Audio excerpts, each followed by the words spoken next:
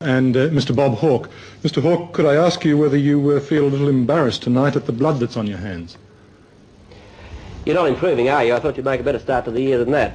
It's a ridiculous question. You know it's ridiculous. I have no blood on my hands. I was not involved in the discussions that Bill Hayden's fellow leaders had with him.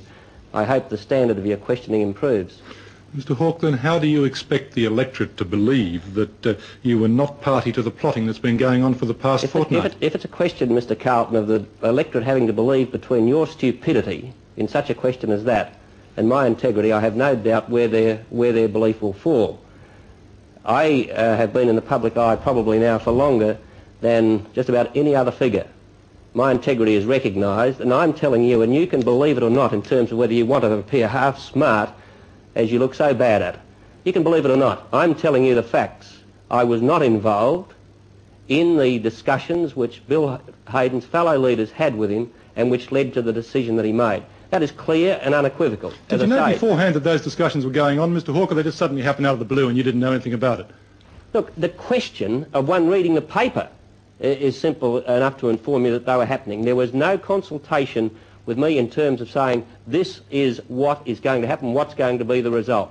Now, well, let me go to a hard nitty-gritty question about it then. I mean, there was nothing in the paper this morning about the meeting this morning at 9 o'clock, I think it was, between Mr. Bowen and Senator Button, and where they told Bill Hayden that, you know, his days were finished. Well, now, can you expect people to believe that you didn't know that that meeting was going to take place? I can expect people to believe that you are a damned impertinence, Mr. Carleton. I can expect them to believe that when I say something, that I tell the truth. If you, for your perverted reasons, wish to try and suggest that something is the case when I say it is not, I had no knowledge of any meeting this morning.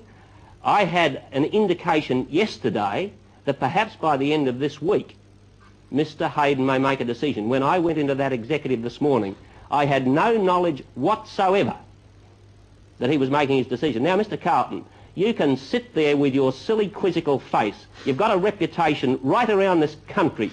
Yeah, it's looking better still. You've got a reputation for your impertinence, your refusal to accept people at their face value, to try and ridicule the integrity of people. Now, I don't mind my integrity being on the line against yours.